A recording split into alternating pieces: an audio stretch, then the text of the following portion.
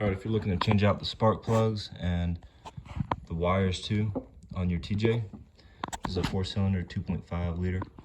So all you're gonna do is pretty easy. These 3 are already replaced. I got this one over here that's removed. You see the hole right there. So all you're gonna need is a 3/8, probably with an extension just to get it to reach a little bit better. You need either a 16mm or a 5/8.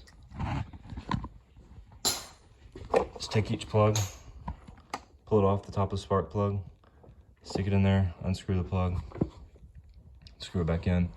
Do one at a time so you don't get these mixed up, and it's a good idea to replace these wires at the same time, so they do get dirty. Here's the old wire. Maybe you'll see some of the corrosion that's in there. And then this is the old plug that was with it, and a new one next to it. So just plug and play. Don't over tighten it, or else you might strip out the head.